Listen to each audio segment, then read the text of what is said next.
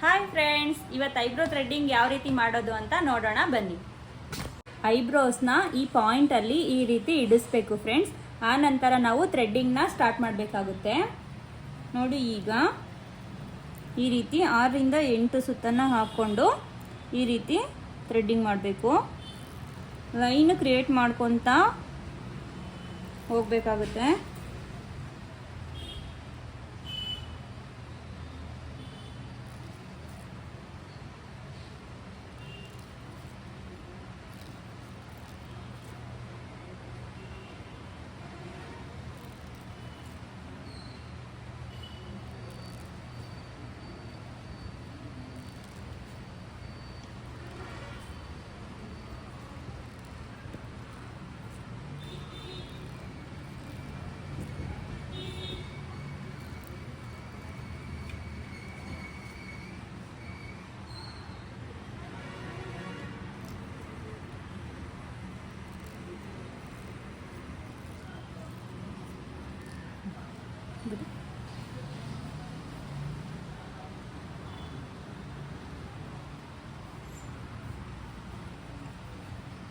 ನೋಡಿ, ಈಗ ಮೇಲೆ ಈ ರೀತಿ ಅಲ್ಲೂ ಕೂಡ ಈ ರೀತಿ ಲೈನ್ ತಗೊಂತ ಥ್ರೆಡ್ಡಿಂಗ್ ಮಾಡಬೇಕು.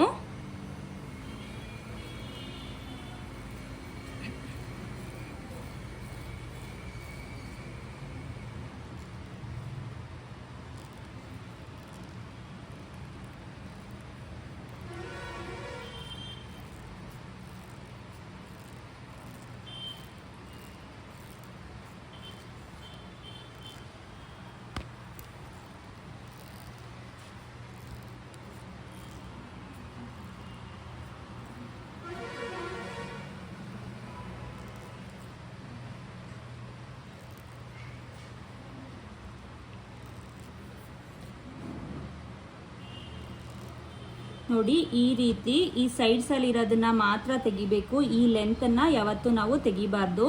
ಈ ಐಬ್ರೋ ಲೆಂತ್ ತೆಗೆದ್ಬಿಟ್ರೆ ಶಾರ್ಟ್ ಆಗುತ್ತೆ, ಐಬ್ರೋಸು ಚೆನ್ನಾಗಿ ಕಾಣೋದಿಲ್ಲ. ಅದಕ್ಕೋಸ್ಕರ ಐಬ್ರೋ ಲೆಂತನ್ನು ಹೀಗೆ ಬಿಡಬೇಕು, ಲೈನ್ ಮಾತ್ರ ತೆಗಿಬೇಕಾಗುತ್ತೆ.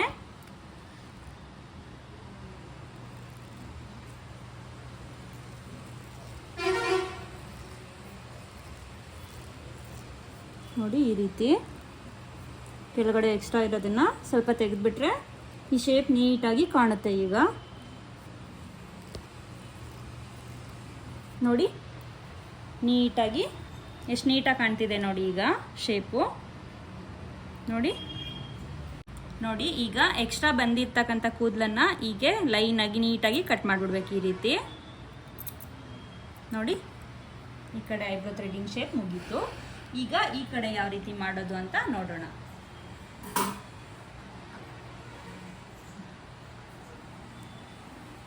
ಇಟ್ಕೊಂಡು ನೋಡಿ, ಈ ರೀತಿ ಈಗ ಇಲ್ಲಿ ಈ ಪಾಯಿಂಟನ್ನು ಈ ರೀತಿ ಇಡಿಸ್ಬೇಕು. ಇವ್ರಿಗೆ ಕಸ್ಟಮರ್ಗೆ ಹೇಳಿ ಈ ರೀತಿ ಇಟ್ಕೊಳ್ಳೋದಕ್ಕೆ ಹೇಳಬೇಕು.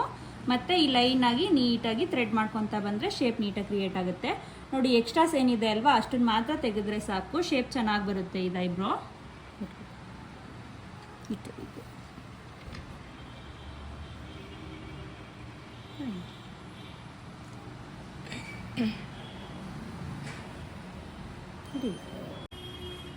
ನೋಡಿ, ಈಗ ಸೇಮ್ ಆ ಕಡೆ ಮಾಡಿರೋ ಥರನೇ ಲೈನ್ ಕ್ರಿಯೇಟ್ ಮಾಡಿಕೊಂಡು ಶೇಪ್ ಮಾಡಬೇಕು.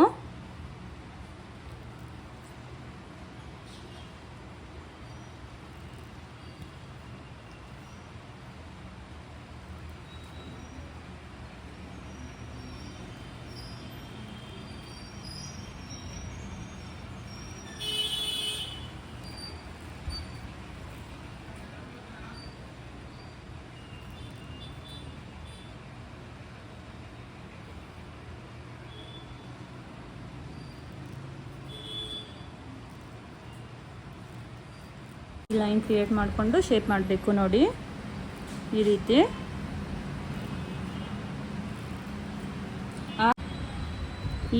ಲೈನ್ ಕ್ರಿಯೇಟ್ ಮಾಡ್ಕೊತ ಥ್ರೆಡ್ಡಿಂಗ್ ಮಾಡಬೇಕು. ನೋಡಿ, ಆದಷ್ಟು ಒಳಗಡೆ ಹೋಗಬಾರ್ದು. ಮೇಲೆ ಯಾವ ಕೂದಲು ಎಕ್ಸ್ಟ್ರಾ ಇರುತ್ತೆ ಅಲ್ವಾ ಆ ಕೂದಲನ್ನು ಮಾತ್ರ ಲೈನಾಗಿ ನೀಟಾಗಿ ತೆಕ್ಕೊಬೇಕು. ಲೈನ್ ಕ್ರಿಯೇಟ್ ಆದ್ರೇ ಶೇಪ್ ನೀಟಾಗಿ ಕಾಣೋದು ಫ್ರೆಂಡ್ಸ್. ಅದಕ್ಕೋಸ್ಕರ ನೋಡಿ ಈ ರೀತಿ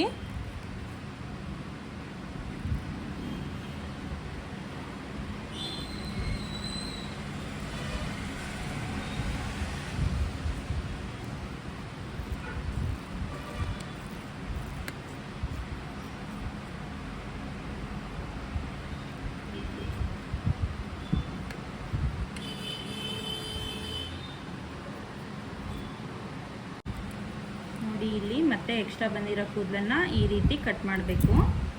ನೋಡಿ ಈ ರೀತಿ.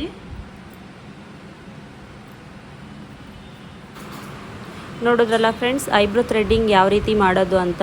ಹೊಸದಾಗಿ ಐಬ್ರೋ ಥ್ರೆಡ್ಡಿಂಗ್ ಪ್ರಾಕ್ಟೀಸ್ ಮಾಡ್ತಾ ಇರೋರಿಗೆ ಈ ವಿಡಿಯೋ ಹೆಲ್ಪ್ ಆಗುತ್ತೆ ಅಂತ ಅಂದ್ಕೊತೀನಿ. ನಮ್ಮ ವಿಡಿಯೋ ನಿಮಗೆ ಇಷ್ಟ ಆಗಿದ್ದರೆ ದಯವಿಟ್ಟು ನಮ್ಮ ಚಾನಲ್ನ ಲೈಕ್ ಮಾಡಿ, ಶೇರ್ ಮಾಡಿ, ಕಮೆಂಟ್ ಮಾಡಿ, ಹಾಗೆ ಸಬ್ಸ್ಕ್ರೈಬ್ ಮಾಡಿ ಅಂತ ಹೇಳ್ತಾ ಇಲ್ಲಿವರೆಗೂ ನಮ್ಮ ವಿಡಿಯೋ ನೋಡಿದ್ದಕ್ಕಾಗಿ ಧನ್ಯವಾದಗಳು.